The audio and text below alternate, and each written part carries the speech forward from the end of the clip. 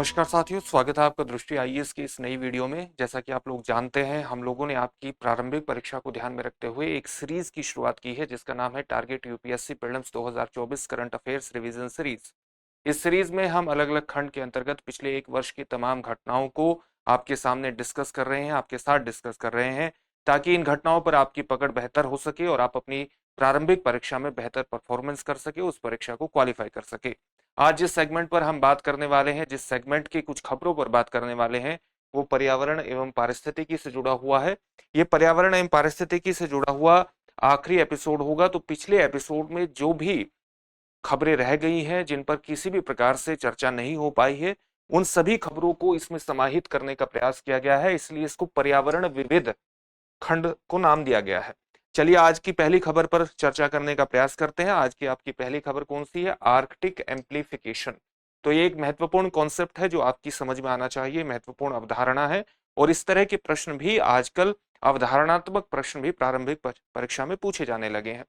तो ये चर्चा में क्यों है? चर्चा में इसलिए है क्योंकि हाल ही में विश्व मौसम विज्ञान संगठन यानी वर्ल्ड मेट्रोलॉजिकल ऑर्गेनाइजेशन ने एक शोध पत्र प्रकाशित किया है। और इस शोध पत्र के मुताबिक, इसके अनुसार आर्कटिक क्षेत्र के तापमान में असामान्य रूप से अत्यधिक वृद्धि हो रही है, जिससे आर्कटिक क्षेत्र वैश्विक औसत तापमान की तुलना में कम से कम 2 गुना गर्म हो गया है। यानी जो हमारा वैश्विक औसत तापमान है, उसकी तुलना में कम से कम 2 गुना तापमान की वृद्धि यहां पर देखी गई है। ध्रुवों यानी पोलर एरियाज जो है हमारे, और उष्ण कटिबंधीय क्षेत्रों के बीच तापमान वृद्धि में अंतर को आर्कटिक एम्प्लीफिकेशन के नाम से जानते हैं। तो आप सामान्य तौर से अगर ये पृथ्वी है और इसका विभाजन विषुवत रेखा के आधार पर करते हैं, विषुवत रेखा यानी 0 डिग्री जो रेखा होती है, जो पृथ्वी को लगभग उत्तर और दक्षिण के 2 हिस्सों में विभाजित करती है, तो इससे उत्तर की दिशा में आप देखते हैं कि कर्क रेखा होती है 23.5 डिग्री पर, और दक्षिण में 23.5 डिग्री पर कौन सी रेखा होती है? मकर रेखा होती है। तो इस क्षेत्र को किस क्षेत्र के रूप में जाना जाता है? उष्ण कटिबंधीय, ट्रॉपिकल एरिया के रूप में जाना जाता है, ट्रॉपिकल रीजन के रूप में जाना जाता है। तो इस क्षेत्र की तुलना में जो पोलर एरिया है, इस पोलर एरिया में जो तापमान में वृद्धि है, वो किस अंतर को, वो एक महत्वपूर्ण अंतर दिखा रही है, और इसी को हम आर्कटिक एम्प्लीफिकेशन के रूप में जानते हैं। आर्कटिक क्यों गर्म हो रहा है, इसके कारणों को समझना भी हमारे लिए विशेष रूप से महत्वपूर्ण है। आर्कटिक में जो हिमावरण है, यानी जो वहां पर बर्फ की चट्टानें हैं और हिम से ढका हुआ क्षेत्र है, यानी हिम के से आवरण हुआ क्षेत्र है, हिम आवरण पिघल रहा है, जिसके चलते सूर्य की किरणें यानी सूर्य का प्रकाश सीधे स्थल भाग या जलीय भाग तक पहुंचता है, और इससे यह क्षेत्र अधिक मात्रा में सूर्य के प्रकाश का अवशोषण कर रहा है, उसको अवशोषित कर रहा है। वहीं वायु परिसंचरण की मौजूदा प्रणालियों द्वारा उष्ण कटिबंधों से ध्रुवों तक ऊष्मा का स्थानांतरण भी होता है, यानी ऊष्मा का ट्रांसफर भी होता है। अंटार्कटिक की तुलना में आर्कटिक क्षेत्र में पोलर एम्प्लीफिकेशन अधिक हो रहा है। ऐसा इसलिए है, इसका कारण क्या है? इसका कारण यह है क्योंकि आर्कटिक समुद्री हिमावरण से ढका एक महासागर है, और इसलिए ये ज्यादा से ज्यादा आप देख सकते हैं कि सूर्य की किरणों को, सूर्य के प्रकाश को अवशोषित कर रहा है। जबकि अंटार्कटिका अधिक बर्फ और हिम की स्थायी मोटी परत से आच्छादित रहता है, उसी से आच्छादित एक महाद्वीप है।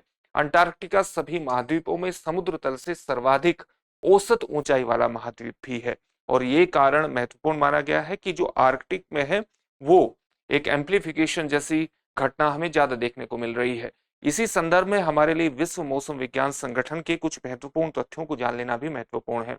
इसकी स्थापना कब हुई थी? इसकी स्थापना हुई थी 1950 में, और WMO कन्वेंशन को अपनाने के बाद एक इंटर गवर्नमेंटल ऑर्गेनाइजेशन यानी एक अंतर सरकारी संगठन के रूप में इसकी स्थापना हुई थी। अगर हम इसकी उत्पत्ति के तत्वों को देखें तो इसकी उत्पत्ति अंतर्राष्ट्रीय मौसम विज्ञान संगठन यानी इंटरनेशनल मेट्रोलॉजिकल ऑर्गेनाइजेशन से हुई थी, जिसकी स्थापना कब हुई? उसकी स्थापना हो चुकी थी 1873 में। इसका मुख्यालय कहाँ है? इसका मुख्यालय स्विट्जरलैंड के जिनेवा में पड़ता है। चलिए इसके बारे में कुछ और महत्वपूर्ण तथ्यों को देखते हैं। इसका उद्देश्य क्या है? इसका उद्देश्य निम्नलिखित यानी इन मामलों में अंतर्राष्ट्रीय सहयोग और समन्वय स्थापित करना है, और समन्वय के प्रति एक समर्पित संस्था इसको माना जाता है। अंतर्राष्ट्रीय सहयोग किन क्षेत्रों में स्थापित करने का प्रयास करती है, जैसे पृथ्वी के वायुमंडल की स्थिति और उसकी कार्यप्रणाली को समझने के अंतर्गत। इसी तरह से स्थल एवं महासागरों के साथ पृथ्वी के वायुमंडल की परस्पर क्रिया जो होती है उसके बारे में अलग अलग देशों के रिपोर्ट्स ये हासिल करती है, अलग अलग देशों में एक समन्वय कोऑर्डिनेशन बनाने का प्रयास करती है। पृथ्वी के वायुमंडल द्वारा उत्पन्न मौसम और जलवायु तथा उपर्युक्त के परिणाम स्वरूप जल संसाधनों की वितरण की स्थिति को जानने के लिए और उस पर रिसर्च करने के लिए, उसकी बेहतर समझ विकसित करने के लिए इन सभी के अंतर्गत अंतर्राष्ट्रीय सहयोग और समन्वय स्थापित करने का ये प्रयास करती है। इसकी सदस्य संख्या कितनी है? 193 सदस्य देश इससे जुड़े हुए हैं, यानी यूनाइटेड नेशन में भी 193 देश हैं और यूनाइटेड नेशन की ही एक महत्वपूर्ण एजेंसी, संयुक्त राष्ट्र की एक विशिष्ट एजेंसी भी इसको माना जाता है। ये तथ्य यहाँ पर लिखा हुआ है। तो 193 सदस्य और राज्य क्षेत्र इससे जुड़े हुए हैं। इसके अलावा विश्व मौसम विज्ञान कांग्रेस जो है वो इसकी सर्वोच्च संस्था है, सर्वोच्च निर्णयकारी संस्था के रूप में आप इसको परिभाषित कर सकते हैं।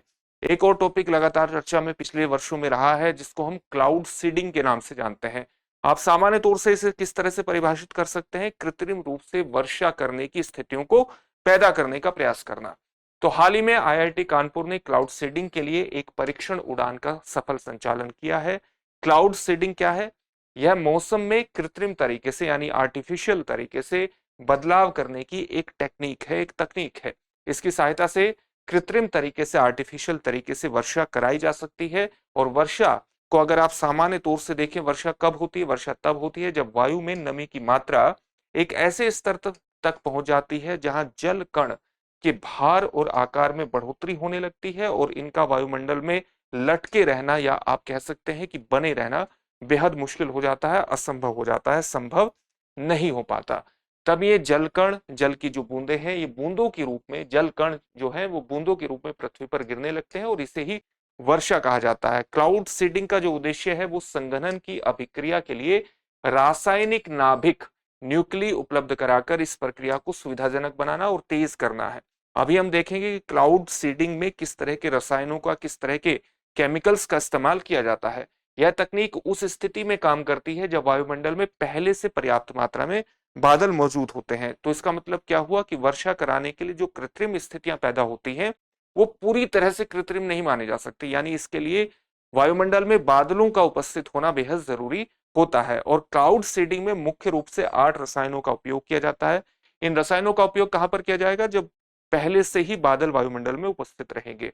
कौन कौन से रसायनों का इस्तेमाल होता है? सिल्वर आयोडाइड, शुष्क बर्फ, potassium iodide, propane, calcium carbide, ammonium nitrate, sodium chloride और यूरिया यौगिक। इन 8 रसायनों का उपयोग किया जाता है और इन रसायनों के माध्यम से इनको बादलों पर इनका छिड़काव, कह सकते हैं कि छिड़काव करके या इनका उपयोग करके वर्षा जैसी स्थितियों को पैदा किया जाता है, आर्टिफिशियल तरीके से वर्षा कराई जाती है।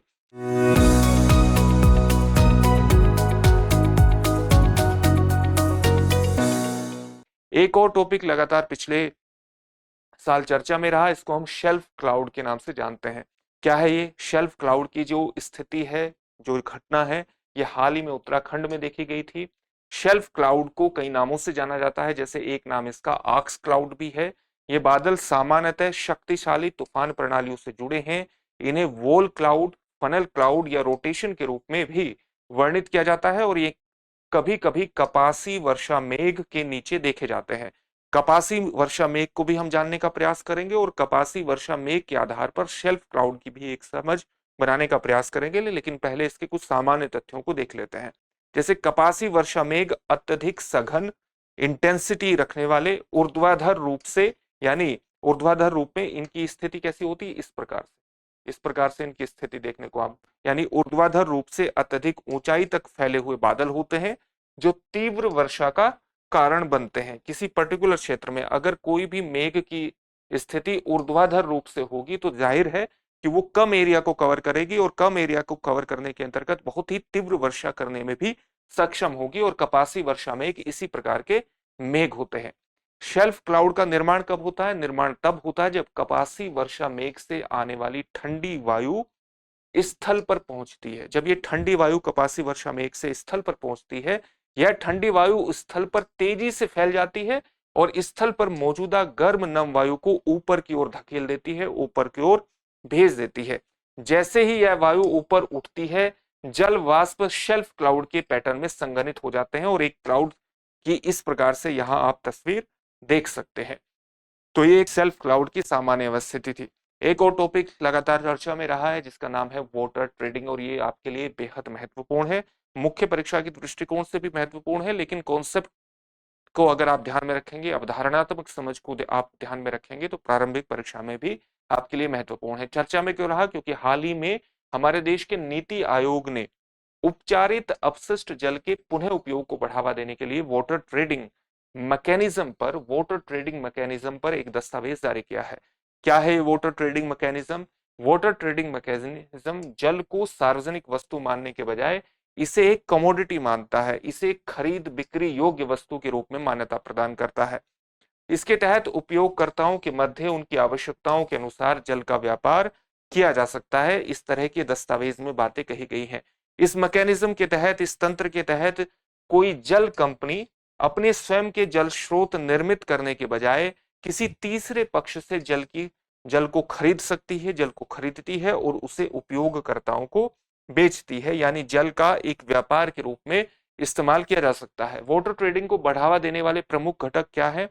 दो घटक हैं, जल का स्वामित्व और जल का अधिकार। जब हम जल के स्वामित्व की बात करते हैं तो वाटर ट्रेडिंग को सफल करने के लिए, वाटर ट्रेडिंग को की घटना को एस्टेब्लिश करने के लिए, स्थापित करने के लिए जरूरी है कि जल के स्वामित्व से संबंधित स्पष्टता होनी चाहिए और जल अधिकार को हस्तांतरित किया जाना चाहिए, यानी जल हस्तांतरित को वाटर ट्रेडिंग के अंतर्गत हस्तांतरित किया जा सकता है। जल का पुनः उपयोग संबंधी प्रमाण पत्र यानी वाटर यूज सर्टिफिकेट्स इसके अंतर्गत विशेष रूप से महत्वपूर्ण है, जिसको हम WRC के नाम से जानते हैं। इसका उपयोग व्यापार योग्य परमिट के रूप में किया जा सकता है। WRC व्यापार प्रणाली के तहत नगरपालिका, आवासीय, औद्योगिक और कृषि क्षेत्रों में, कृषि सेक्टर्स सहित सभी सेक्टर्स में जल उपयोगकर्ताओं को पंजीकृत किया जाएगा। साथ ही प्रत्येक उपयोगकर्ता के लिए जल के पुनः उपयोग हेतु लक्ष्य भी निर्धारित किए जाएंगे। जल उपयोगकर्ता, जल का उपयोग करने वाले यानी जो जल खरीदते हैं, अपने WRCs को खुले बाजार में बेच सकते हैं। जल उपयोगकर्ता जिनके पास ये सर्टिफिकेट्स हैं WRCs को खुले बाजार में बेच सकते हैं और इससे अपशिष्ट जल के पुनः उपयोग संबंधी लक्ष्य को पूरा करने के लिए दूसरे जल उपयोगकर्ता उस खुले बाजार से WRCs को खरीद भी सकते हैं।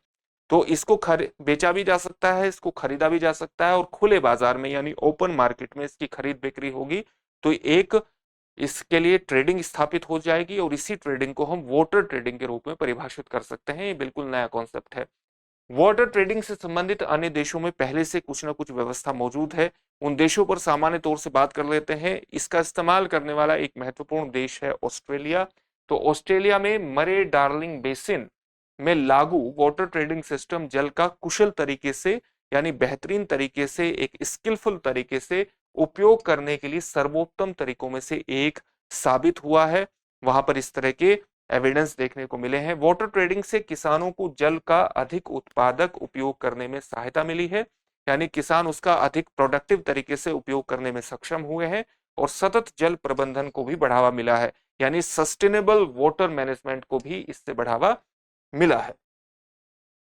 अगर हम स्पेन की बात करें तो वहां पर वाटर मार्केट एक्सचेंज के जरिए जल की अत्यधिक कमी वाली घाटियों में जल की उपलब्धता में सुधार करने में सफलता पाई गई है। उसी तरह से अगर हम साउथ अफ्रीका की बात करें तो साउथ अफ्रीका को दुनिया का सबसे बेहतर वाटर फ्रेमवर्क लागू करने वाला देश माना जाता है।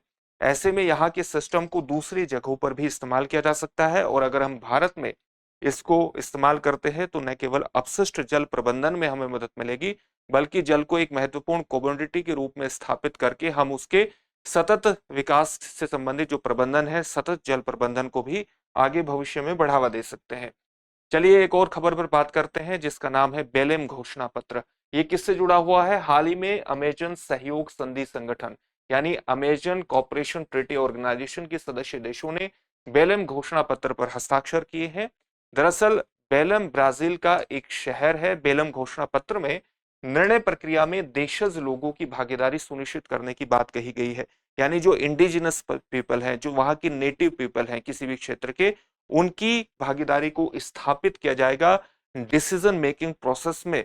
और इससे क्या होगा, इसमें निर्वनीकरण यानी डिफोरेस्टेशन, यानी हमारे जो वन समाप्त हो रहे हैं, डिफोरेस्टेशन के खिलाफ अमेजन गठबंधन शुरू करने के प्रति भी एक प्रतिबद्धता जताई गई। हालांकि सदस्य देश अमेजन वर्षा वन की सुरक्षा के लिए लक्ष्य पर सहमत नहीं हो पाए हैं और ये इसका नकारात्मक पॉइंट रहा है। अमेजन कॉपरेशन ट्रीटी ऑर्गेनाइजेशन एक अंतर सरकारी यानी इंटर गवर्नमेंटल और सामाजिक पर्यावरणीय संगठन है। इसका गठन अमेजन सहयोग संधि पर हस्ताक्षर करके किया गया है। और इसके कौन कौन से सदस्य हैं? इसके सदस्यों में है एक बोलिविया, एक ब्राजील, एक कोलंबिया, एक इक्वाडोर, गुआना जिसकी स्थिति यहां पर है, पेरू और सूरीनाम जिसकी स्थिति यहां पर है, और वेनेजुएला जो यहां पर स्थित है। ये सभी इसके सदस्य देश हैं और ये आपके लिए महत्वपूर्ण तथ्य है, प्रारंभिक परीक्षा के लिए भी और मुख्य परीक्षा के लिए भी, पर्यावरणीय मामलों को ध्यान में रखते हुए। एक और खबर लगातार चर्चा में रही और खबर लगातार चर्चा में कई नियमों और खासतौर से निर्यात नियमों में परिवर्तन से संबंधित रही है, जो चंदन की लकड़ी को लेकर के है। तो लाल चंदन को लेकर के संबंधित है, लाल चंदन से संबंधित है, इसलिए हम इसके बारे में कुछ सामान्य तथ्यों को जान लेते हैं। रेड सैंडर्स, लाल चंदन पूर्वी घाट विशेष प्रकार के जंगलों की एक स्थानिक एंडेमिक प्रजाति है, यानी वहीं पर पाई जाती है। इस प्रजाति में बहुत धीमी गति से वृद्धि होती है। यह प्रजाति 25 से 40 वर्षों के बाद ही परिपक्वता अवस्था में पहुंचती है और ये अग्निरोधी मानी जाती है और साथ ही सूखा प्रतिरोधी वृक्ष की एक महत्वपूर्ण प्रजाति है। इसे स्थानीय रूप से येरा चंदनम व रक्त चंदनम के नाम से भी जाना जाता है और इस अपने मेडिसिनल प्रॉपर्टीज के कारण, अपने चिकित्सीय गुणों के चलते इसकी मांग एशिया और विशेष रूप से चीन में बहुत अधिक होती है। इसका उपयोग आप सौंदर्य प्रसाधनों, औषधीय उत्पादों और लग्जरी फर्नीचर, लकड़ी के शिल्प आदि में भी कर सकते हैं। और अगर हम इसके संरक्षण की स्थिति को देखें, अगर हम इसके कंजर्वेशन पर बात करें, तो international union for the conservation of nature की रेड लिस्ट में इसको एंडेंजर्ड श्रेणी में रखा गया है, यानी एक संकटापन्न प्रजाति के रूप में रखा गया है। इसके संरक्षण के दिशा में प्रयास किए जाने चाहिए, ये इस चीज को प्रदर्शित करता है। वहीं भारतीय वन्यजीव संरक्षण अधिनियम 1972 की अनुसूची 4 में इसको शामिल किया गया है। अनुसूची 4 में शामिल करने का क्या मतलब है? इसमें शामिल करने का मतलब है कि इनको किसी भी प्रकार से क्षतिग्रस्त नहीं किया जा सकता, क्षतिग्रस्त करने की पूरी तरह से मनाही है, इनके साथ छेड़छाड़ नहीं की जानी चाहिए और इनके संरक्षण की दिशा में प्रयास किया जाना चाहिए। इसका मतलब ये है, 1 से 4 अनुसूची 1 से लेकर अनुसूची 4 में जो भी पादप और जानवर स्थित होते हैं, उन्हें किसी प्रकार की हानि नहीं पहुंचाई जा सकती, उन्हें क्षतिग्रस्त नहीं किया जा सकता। साइट्स यानी convention on international trade in endangered species of wild फोना एंड फ्लोरा की परिशिष्ट यानी अपेंडिक्स सेकंड में इसको सूचीबद्ध किया गया है। इस परिशिष्ट में शामिल करने का मतलब क्या है? इसमें परिशिष्ट में शामिल करने का मतलब है कि ये एक ऐसी प्रजाति है जो विलुप्ति के कगार पर नहीं है, लेकिन अगर इसके संरक्षण की दिशा में प्रयास नहीं किए गए तो इस तरह की भविष्य में घटनाएं हो सकती हैं कि ये विलुप्ति के कगार पर पहुंच जाए। इसलिए ध्यान देने की आवश्यकता है। परिशिष्ट 2 में उपलब्ध पादप प्रजातियों के लिए ये बात कही जाती है कि इसके अंतर्राष्ट्रीय व्यापार को रोकने की आवश्यकता है और अगर अंतर्राष्ट्रीय व्यापार से संबंधित विनियमों को ठीक नहीं किया गया तो विलुप्ति के कगार पर भी कोई प्रजाति पहुंच सकती है। एक और खबर लगातार चर्चा में रही जिसको हम समुद्री प्रकाश प्रदूषण, मरीन लाइट पोल्यूशन के रूप में जानते हैं। एक जर्नल में, हाल ही में एक जर्नल जिसका नाम है एक्वेटिक कंजर्वेशन के एक अध्ययन ने समुद्री प्रकाश प्रदूषण से तटीय समुद्री प्रणालियों यानी तटीय जो समुद्री सिस्टम्स हैं उसके समक्ष उत्पन्न संकट को प्रकाशित किया है। प्रकाश प्रदूषण को रात्रि में कृत्रिम प्रकाश यानी आर्टिफिशियल लाइट के रूप में भी जाना जाता है। पर्यावरण में एक बाहरी स्रोतों से आया अत्यधिक खराब दिशा में या अवरोधक कृत्रिम प्रकाश है। अगर हम प्राकृतिक प्रकाश की बात करें तो वो सामान्य तौर से प्राकृतिक प्रकाश का क्या मतलब होता है? प्राकृतिक प्रकाश का मतलब है जो सूर्य से प्राप्त होने वाला प्रकाश है या जो चंद्रमा से प्राप्त होने वाला प्रकाश है, जो तारों की रोशनी से प्राप्त होने वाला प्रकाश है, या जीवों में रासायनिक प्रतिक्रिया के परिणाम स्वरूप एक कुछ जीव आप जानते हैं प्रकाशमान होते हैं, क्योंकि उनके भीतर जो केमिकल प्रोसेस है वो इस तरह का होता है कि वे स्वयं में प्रकाशमान होते हैं। तो इस सभी चीजों को हम प्राकृतिक प्रकाश में रखते हैं, और जो सामान्य तौर से हम बल्ब का इस्तेमाल करते हैं, अलग अलग लाइटिंग का प्रयोग करते हैं, उसको कृत्रिम प्रकाश के रूप में माना जाता है। तो समुद्री पारिस्थितिकी तंत्र के लिए प्रकाश के स्रोत क्या है? प्राकृतिक स्रोत है। और प्राकृतिक स्रोत में क्या आता है? अभी बताया आपको, सूर्य और चंद्रमा का प्रकाश, तारों का प्रकाश, और बायोल्यूमिनेसेंट ल्यूमिनेसेंट प्रकाश। बायोल्यूमिनेसेंट प्रकाश का क्या मतलब होता है? इस प्रकाश का मतलब है कि कुछ जीवों के भीतर जैव रासायनिक अभिक्रियाओं के परिणाम स्वरूप उत्पन्न होने वाला प्रकाश। कृत्रिम प्रकाश में कौन कौन सी चीजें आ जाएंगी? एक आएगी शहरी रोशनी, अपतटीय तेल और गैस प्लेटफॉर्म्स पर उत्पन्न होने वाली रोशनी, विंड फार्म्स और द्वीपों के विकास से उत्पन्न होने वाला प्रकाश। ये सारे आर्टिफिशियल लाइट के उदाहरण हैं। समुद्री पारिस्थितिकी तंत्र यानी जो हमारा मरीन इकोलॉजिकल सिस्टम है, उसके लिए प्रकाश का क्या महत्व है? आमतौर पर महासागरों को सूर्य के प्रकाश की मात्रा के आधार पर 3 भागों में विभाजित किया जाता है। कौन कौन से भाग हैं? सुप्रकाशी, मंद प्रकाशी, अप्रकाशी, यानी यूफोटिक, डिस्फोटिक और अफोटिक। इसके जोन क्या है? अगर आप महासागरों में देखेंगे, जो उसका ऊपर का 200 मीटर का हिस्सा होता है पानी का, उसको आप सुप्रकाशी, यानी वहां सामान्य तौर से अच्छा प्रकाश पहुंचता है। मंद प्रकाश कहां से पहुंचता है? महासागरों के भीतर जो 200 मीटर से लेकर 1000 मीटर की गहराई होती है पानी की, वहां पर मंद प्रकाश पहुंचता है, और इसलिए इसको डिस्फोटिक जोन के रूप में रखा जाता है। 1000 मीटर से नीचे की जो गहराई है वो अप्रकाशी मानी जाती है, यानी वहां पर किसी प्रकार का प्रकाश पहुंचता नहीं है। इस प्रकार से 3 भागों में इसको बांटा जाता है महासागरों को, सूर्य के प्रकाश की मात्रा को ग्रहण करने के दृष्टिकोण से। समुद्री जीवों में प्रकाश द्वारा निर्देशित दृश्य प्रणालियां होती है, यानी प्रकाश द्वारा डायरेक्टेड प्रकाश जो प्राप्त होता है, उसी से निर्देशित उनकी दृश्य प्रणालियां निर्धारित होती हैं। इसके अतिरिक्त सौर तथा चंद्र चक्र उनके जीवन की घटनाओं जैसे अंडे सेने, एग हैचिंग आदि को भी विनियमित करते हैं। इसका प्रभाव क्या होगा? प्रकाश प्रदूषण का प्रभाव क्या है? प्रकाश प्रदूषण उथले जलीय क्षेत्रों के प्रकाश संश्लेषणों यानी पादप और शैवाल की क्लोरोफिल बनाने की क्षमता घट जाती है। क्लोरोफिल आप जानते हैं प्रकाश संश्लेषण की प्रक्रिया में विशेष रूप से महत्वपूर्ण होता है, और प्रकाश संश्लेषण की प्रक्रिया के माध्यम से ही पौधे भोजन बनाने में सक्षम होते हैं और वायुमंडल में ऑक्सीजन छोड़ने में सक्षम होते हैं। इसलिए अगर प्रकाश संश्लेषण की प्रक्रिया किसी भी रूप से प्रभावित होती है, तो वो जीवन संबंधी स्थितियों को बनाए रखने के लिए एक घातक स्थिति पैदा कर सकती है, अगर क्लोरोफिल बनाने की क्षमता पादपों की घटती है। इससे क्या होता है? सहजीवी प्रक्रियाओं में बदलाव आ सकता है, और कोरल रीफ भित्तियों के समग्र स्वास्थ्य में भी इससे गिरावट आ सकती है। यानी आप जानते हैं कोरल रीफ की जो स्थिति है, अगर वहां भी कृत्रिम प्रकाश का नकारात्मक प्रभाव पड़ता है, तो वो भी समग्र स्वास्थ्य पर, मरीन लाइफ पर महत्वपूर्ण रूप से नकारात्मक प्रभाव डाल सकती है। इससे रात्रिचर प्रजातियों की प्रजनन दर में भी कमी आ सकती है। तो जो रात्रिचर प्राणी है, उनकी जो फंक्शनिंग है, उसमें भी किसी न किसी तरह के आपको विकृति देखने को मिल सकती है। एक और चर्चा में रहा टॉपिक जिसका नाम है ट्रोपिकलाइजेशन। ट्रोपिकलाइजेशन क्या होता है? हाल ही में एक अध्ययन में पाया गया है कि जलवायु परिवर्तन के कारण उष्ण कटिबंधीय समुद्री प्रजातियां विषुवत रेखा से ध्रुवों की ओर प्रवास कर रही हैं। प्रवास करते हुए समशीतोष्ण क्षेत्र में प्रवेश कर रही हैं। अभी हमने देखा था कि सामान्य तौर से जब आप पृथ्वी का विभाजन करते हैं, तो एक विषुवत रेखा है जो 0 डिग्री पर विद्यमान है। इसके उत्तर में 23.5 डिग्री पर कर्क रेखा है, दक्षिण में इतने ही 23.5 डिग्री पर मकर रेखा है। तो इसमें आप देखेंगे, और ये ध्रुवीय स्थिति है।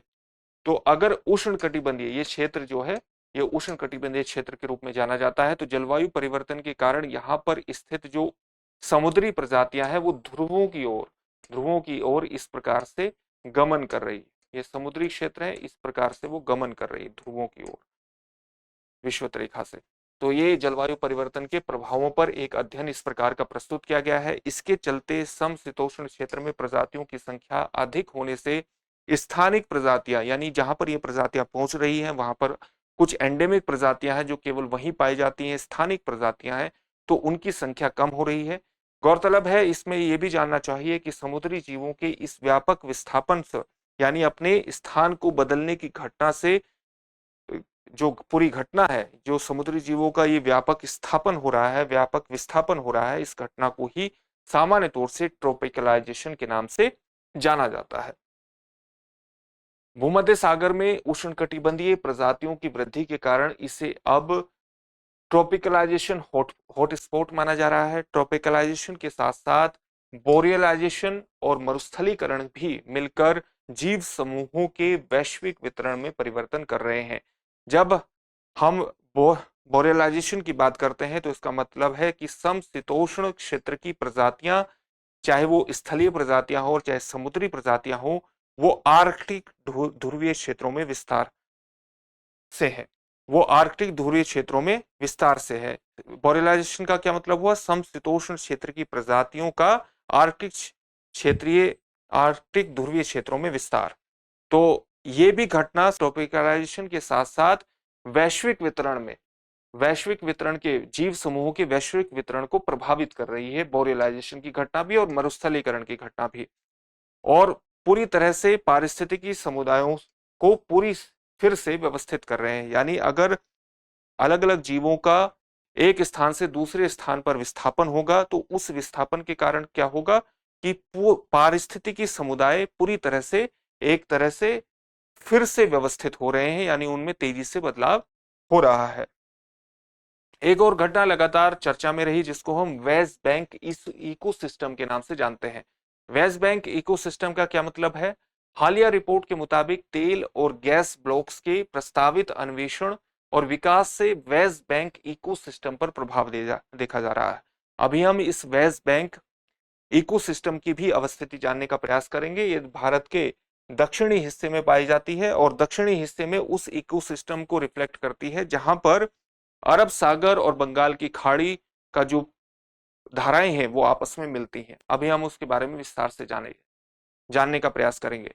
इन ब्लॉक्स की, यानी ये जो ब्लॉक्स हैं तेल और गैस ब्लॉक, इन ब्लॉक्स की खोज hydrocarbon exploration and licensing policy के अंतर्गत की जाएगी। वेस्ट बैंक इकोसिस्टम की अगर हम बात करें, इसके बारे में सामान्य तथ्यों की बात करें तो ये इकोसिस्टम तमिलनाडु के कन्याकुमारी जिले में कैप कोमोरिन दक्षिण में स्थित है। कैप कोमोरिन के दक्षिण में स्थित है।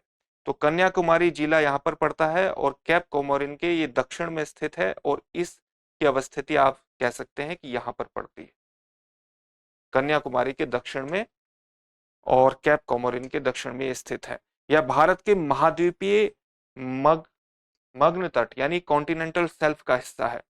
कॉन्टिनेंटल शेल्फ का हिस्सा इस क्षेत्र को माना जाता है और दुनिया के सर्वाधिक उत्पादक तटीय क्षेत्रों में से एक है।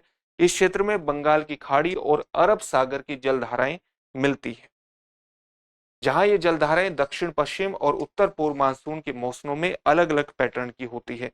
यानी दक्षिण पश्चिम मानसून के बारे में आप जानते हैं। दक्षिण पश्चिम मानसून की अवस्थिति कब पैदा होती है? जो भारत के केरला के तट पर इस तरह से प्रवेश करता है, इसको हम दक्षिण पश्चिम मानसून के नाम से जानते हैं। जून, ये जून में आता है सामान्य तौर से जून, और अलग अलग भारत के हिस्सों में जून जुलाई में पहुंचता है। और उत्तर पूर्व में जब इस मानसून की वापसी होती है उत्तर पूर्व के क्षेत्र से इस प्रकार से, तो ये कब वापसी होती है? सामान्य तौर से अगस्त सितंबर में इसकी वापसी होती है। तो ये जो जलधाराएं हैं, जो वेस्ट बैंक में जलधाराएं मिलती हैं अरब सागर की और बंगाल की खाड़ी की, ये जलधाराएं दक्षिण पश्चिम और उत्तर पूर्व मानसून के मौसमों में अलग अलग पैटर्न को प्रदर्शित करती हैं। एक और कन्वेंशन लगातार चर्चा में रहता है जिसको हम रामसर कन्वेंशन के नाम से जानते हैं। हाल ही में रामसर कन्वेंशन के अंतर्गत अंतर्राष्ट्रीय महत्व की आर्द्र भूमियों की वैश्विक सूची में भारत की 5 आर्द्र भूमियों वेटलैंड्स को शामिल किया गया है। इससे भारत में अब रामसर स्थलों की जो संख्या है वो बढ़कर कितनी हो गई? 80 हो गई है। किन किन स्थलों को शामिल किया गया है? 3 स्थल जो है वो कर्नाटका से स्थित है। कौन कौन से कर्नाटका से संबंधित हैं? कौन कौन से स्थल हैं? अंक समुद्र पक्षी संरक्षण रिजर्व, अगनाशिनी मुहाना और मगदी केरे संरक्षण रिजर्व, ये तीनों ही कर्नाटक में स्थित हैं। इसके अलावा 2 स्थल तमिलनाडु से संबंधित हैं। कौन कौन से? कराईवेट्टी पक्षी अभ्यारण्य और साथ ही लॉन्गवुड शोला रिजर्व। ये सभी को 5 स्थलों को रामसर अंतरराष्ट्रीय महत्व की आर्द्र भूमियों की वैश्विक सूची में शामिल किया गया है। रामसर कन्वेंशन के बारे में सामान्य तथ्यों को आपको जान लेना चाहिए। ये कन्वेंशन कब अपनाया गया था? 1971 में कन्वेंशन अपनाया गया। एक अंतर सरकारी इंटर गवर्नमेंटल और संधि है, एग्रीमेंट है। आर्द्र भूमियों और उनके संसाधनों के संरक्षण और उनके बुद्धिमत्ता पूर्ण उपयोग के लिए एक फ्रेमवर्क प्रदान करता है। रामसर स्थल घोषित होने के लिए किसी आर्द्र भूमि को 9 मानदंडों में से कम एक मानदंड को पूरा करना होता है। और किस तरह के मानदंड होते हैं? जैसे एक मानदंड पर बात कर लेते हैं कि नियमित रूप से 20,000 या अधिक जल पक्षियों को अगर कोई स्थान आश्रय प्रदान करता है तो उसको रामसर स्थल के रूप में घोषित किया जा सकता है। या जैव विविधता का संरक्षण वो स्थल करता है तो उसको भी रामसर स्थल के रूप में घोषित किया जा सकता है। भारत ने भी इस कन्वेंशन की पुष्टि की हुई है। 1 फरवरी 1982 को भारत ने इसकी पुष्टि की थी। 2 नए स्थलों को शामिल होने के साथ भारत में तमिलनाडु में रामसर स्थलों की जो संख्या है वो सबसे अधिक हो गई है। यानी जो 5 स्थल शामिल किए गए हैं उसमें 2 स्थल तमिलनाडु से संबंधित है और इस प्रकार से तमिलनाडु में भारत के अंतर्गत सबसे ज्यादा, तमिलनाडु एक ऐसा राज्य है जहां पर रामसर स्थलों की संख्या सबसे ज्यादा है भारत के अंतर्गत। ट्रिपल डिप ला नीना, यह घटना भी लगातार चर्चा में रही और चर्चा में रहने का क्या कारण है? क्योंकि हालिया अध्ययन से पता चलता है कि दुर्लभ परिघटना ट्रिपल डिप ला नीना से भारतीय प्रायद्वीप और उत्तर भारत की वायु गुणवत्ता में असामान्य रूप से नकारात्मक प्रभाव पड़ा है, वो असामान्य रूप से प्रभावित हुई है। हालांकि इस घटना, ये जो ट्रिपल डी प्ला की घटना है 2020 से 2023 तक देखी गई। इसका सामान्य मतलब आप लगा सकते हैं कि वर्ष 2020 से 2023 यानी लगभग 3 वर्षों के कार्यकाल में 3 वर्षों के दौरान लगातार हमें ला नीना की घटना देखने को मिली और इसीलिए इसको ट्रिपल डिप ला नीना की घटना के नाम से जाना जाता है। इस घटना के चलते वैश्विक स्तर पर महासागर और जलवायु व्यापक रूप से प्रभावित हुई है। वहीं 2022-23 की सर्दियों में ट्रिपल डिप्ला नीना अंतिम चरण के दौरान भारत की वायु गुणवत्ता में एक नई प्रवृत्ति देखने को मिली है। भारत के प्रायद्वीप में प्रदूषण के स्तर में इससे वृद्धि हुई है। अभी हम इस पूरी घटना को जानने का प्रयास करेंगे। ट्रिपल डिप्ला नीना वस्तुतः है क्या? ट्रिपल डिप्ला नीना एक दुर्लभ परिघटना है और यह तब घटित होता है जब ला नीना का प्रभाव लगातार 3 वर्षों तक रहता है। ला नीना को अगर आप सामान्य तौर से परिभाषित करने का प्रयास करें तो आप जानते हैं कि जो पूर्वी विषुवतीय प्रशांत महासागर का जो ये क्षेत्र है, अगर ये महासागर का क्षेत्र सामान्य तौर से अधिक गर्म होता है, यानी औसत तापमान से अधिक गर्म हो जाता है, यानी उसमें 1 डिग्री सेंटीग्रेड से 3 डिग्री सेंटीग्रेड की वृद्धि हो जाती है एवरेज तापमान में, तो इस घटना को हम एल नीनो के नाम से जानते हैं। किस नाम से जानते हैं? एल नीनो की घटना के नाम से जानते हैं। और इसमें हवाओं का पैटर्न इस प्रकार से हो जाता है, हवाओं का पैटर्न इस प्रकार से बदल जाता है। लेकिन अगर ये स्थान औसत तापमान से ठंडा हो जाता है और उसमें 1 डिग्री सेंटीग्रेड से 3 डिग्री सेंटीग्रेड की कमी हो जाती है, ठंडा हो जाता है, तो हवाएं और अधिक तीव्र गति से इस प्रकार से चलने लगती हैं और इसको हम ला नीना के नाम से सामान्य तौर से जानते हैं। आप जानते हैं कि ला नीना की घटना अगर इस प्रकार से होगी तो ये भारत में मानसून को भी बल प्रदान करती है, ऑस्ट्रेलिया में भी और इंडोनेशिया में भी वर्षा को बल प्रदान करती है और इन क्षेत्रों में बाढ़ भी आ सकती है। वहीं जो एल नीनो की घटना है वो हवाओं के पैटर्न को इस प्रकार से बदल करके भारत, ऑस्ट्रेलिया, इंडोनेशिया जैसे देशों में सूखे जैसी घटना के लिए जिम्मेदार हो सकती है और वहीं दक्षिण अमेरिका के कई क्षेत्रों में बाढ़ भी ला सकती है एल नीनो की घटना। तो ये, और जब ये क्रम से घटती रहती है, इस प्रकार की घटनाएं ऊपर नीचे होती रहती है, तो ये एक प्रकार की ओसिलेशन, प्रवाह को बढ़ावा देती है और इसी पैटर्न को हम सामान्य तौर से विश्व में जलवायु पैटर्न को भी एक तरह से प्रभावित करती है, मौसम पैटर्न को भी प्रभावित करती है। और इसको अगर हम सम्मिलित रूप से देखें तो इसको किस नाम से जाना जाता है? सामान्य तौर से इसको अल नीनो दक्षिणी दोलन यानी एंसो का ही एक चरण माना जाता है। ला नीना को इसका एक चरण माना जाता है, लेकिन ला नीना, एल नीनो और एक सामान्य स्थिति जब घटित होती है और एक क्रम से ये स्थितियां बनी रहती हैं तो इसको हम घटना को किस नाम से जानते हैं? एल नीनो दक्षिणी दोलन के नाम से जानते हैं। और एल नीनो दक्षिणी दोलन का ही एक चरण है ला नीना। 2022-23 के दौरान एक ट्रिपल डिप ला नीना कुछ अलग था क्योंकि इसके साथ मजबूत एल नीनो की घटना देखने को नहीं मिली थी। इसके चलते शोधकर्ताओं को लगातार 3 वर्षों तक बने रहने वाले ला नीना के विकास के बारे में वर्तमान समझ पर फिर से विचार करना पड़ा। अगर हम एल नीनो दक्षिणी दोलन की बात करते हैं, इसके बारे में जैसा कि अभी हमने चर्चा की थी, तो ये एक व्यापक और प्राकृतिक रूप से घटित होने वाली जलवायु परिघटना है और इसमें मध्य और पूर्वी विषुवतीय प्रशांत महासागर के तापमान में उतार चढ़ाव और इन क्षेत्रों के वायुमंडल में बदलाव यानी दक्षिणी दोलन के रूप में जाना जाता है, जिसको होना शामिल है। तो इसमें एल नीनो और ला नीना दोनों घटनाएं इसके अंतर्गत शामिल होती रहती हैं और वो पूर्वी प्रशांत महासागर, विषुवतीय पूर्वी प्रशांत महासागर के तटीय क्षेत्र में उसके तापमान में होने वाले बदलाव के कारण होता है। अगर हम इसके एल नीनो दक्षिणी दोलन के 3 चरणों पर बात करें तो इस दौरान, इसके 3 चरणों के दौरान मध्य और पूर्वी उष्णकटिबंधीय प्रशांत महासागर में औसत से कम समुद्री सतह तापमान के साथ समुद्री सतह तुलनात्मक रूप से ठंडी रहती है, जिसको हम ला नीना के नाम से जानते हैं। तो ला नीना के कारण जेट स्ट्रीम उत्तर की ओर खिसक जाती है और पूर्वी प्रशांत महासागर के ऊपर इसका प्रभाव कम हो जाता है, जो अभी हमने चर्चा भी की थी। विषुवत रेखा पर सामान्य व्यापारिक पवनें प्रबल हो जाती हैं। सामान्यतः महासागर का तापमान जितना ठंडा होगा, ला नीना उतना ही अधिक प्रभावी होगा। अभी आपको स्पष्ट कर दिया गया था। इसके चलते पेरू और इक्वाडोर के तट पर पोषक तत्वों से संपन्न ठंडा जल तल से ऊपर सतह की ओर गति करता है। वहीं भारत में मॉनसून सामान्य से बेहतर रहता है। जैसा कि अभी आपको बताया गया था कि ला नीना की घटना न केवल मानसून को प्रभावित करती है, मानसून को बल प्रदान करती है, बल्कि वो भारत, ऑस्ट्रेलिया, इंडोनेशिया के कई क्षेत्रों में बाढ़ जैसी घटना को भी जन्म दे सकती है और कभी कभी बाढ़ की घटनाएं भी इसके माध्यम से देखने को मिलती हैं। यहाँ ये तथ्य बताया गया है। अगर हम एल नीनो की बात करते हैं तो ये ला नीना के ठीक विपरीत घटना है, इसको भी अभी आपको बताया गया था।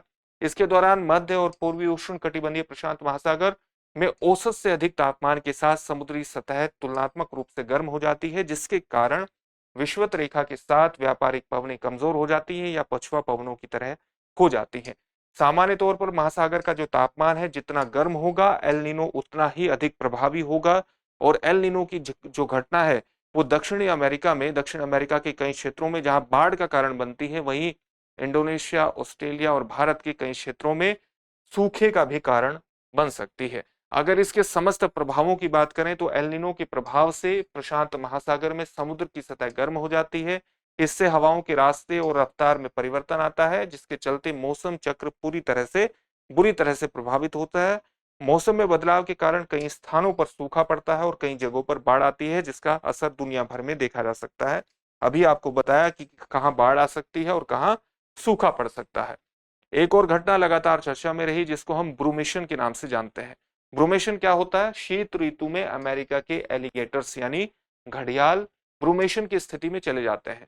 ब्रूमेशन एक प्रकार की शीत निद्रा यानी हाइबरनेशन की स्थिति होती है। इस अवधि के दौरान जानवर बहुत कम सक्रिय रहते हैं या जीवों को भोजन की कमी और चरम मौसमी परिस्थितियों में जीवित रहने में सक्षम बनाती है। अगर हम इसके सामान्य तथ्यों को जानने का प्रयास करें तो वो इस प्रकार से है कि ये ठंड के महीनों की एक विशेष अवधि है ब्रूमेशन। इसमें सरीसृप यानी रेप्टाइल्स और उभयचर जानवर ऐसे जानवर जिनमें नर और मादा दोनों के ही एक तरह से आप प्रजनन करने की क्षमता होती है। तो उभयचर प्राणी और सरीसृप जानवर सुषुप्त अवस्था में चले जाते हैं। सरीसृप एक्टोथर्मिक होते हैं, जो ठंडे खून वाले जानवर को संदर्भित करता है। इन जानवरों के शरीर का तापमान का जो नियंत्रण है वो बाहरी स्रोतों जैसे सूरज की रोशनी पर निर्भर करता है। इस अवधि में सरीसृप भूमिगत बिलों या चारों ओर से घिरे स्थलों में चले जाते हैं। अगर हम शीत निद्रा की स्थिति यानी हाइबरनेशन की स्थिति के बारे में बात करें, उसके प्रकारों की बारे में बात करें तो 3 प्रकार महत्वपूर्ण है और एक प्रकार है डाइपोज। डाइपोज को किस स्थिति के रूप में जाना जाता है? डाइपोज का मतलब है एक ऐसी शारीरिक अवस्था जो हाइबरनेटिंग या ग्रीष्मकालीन निष्क्रियता वाले ऑर्थोपोड्स में तब घटित होती है जब वे प्रतिकूल पर्यावरणीय परिस्थितियों का अनुभव करते हैं। इस दौरान उनकी वृद्धि और जनन काफी धीमा रहता है। अगर हम एक और स्थिति की बात करें जिसको हम एक्टिवेशन के नाम से जानते हैं, तो इसके अंतर्गत गर्मियों में अकशेरुकी मतलब इनवर्टिब्रेट यानी ऐसे जानवर जिनमें रीढ़ की हड्डी मेरुदंड अनुपस्थित होता ही नहीं, तो अकशेरुकी जीवों और मछलियों की सक्रियता को कम कर देता है, एक ऐसी स्थिति है। और टॉरपोर का क्या मतलब है? टॉरपोर को आप इस तरह से लिखते हैं, टॉरपोर का मतलब है इसमें जीव बहुत कम समय के लिए शारीरिक गतिविधियां करते हैं, यानी सामान्य तौर से बहुत कम समय की अवधि होती है जहां पर वो शारीरिक गतिविधियों में इन्वॉल्व होते हैं। तो ये कुछ प्रश्न थे जो पिछले एपिसोड में कहीं ना कहीं आप किसी न किसी तरह से शामिल नहीं हो पाए थे। हमें पूरी उम्मीद है कि इन सभी एपिसोड को आपने देखा होगा, इनसे लाभ उठाया होगा और इनसे काफी प्रश्न एनवायरनमेंट से संबंधित, पारिस्थितिकी से संबंधित आपके एग्जामिनेशन में आने की संभावना है। फिर से आपसे एक नई सीरीज में मुलाकात होगी। धन्यवाद। डियर व्यूअर्स, अपने एग्जाम की तैयारी को और बेहतर करने के लिए हमारे चैनल को लाइक, शेयर और सब्सक्राइब करना न भूलें।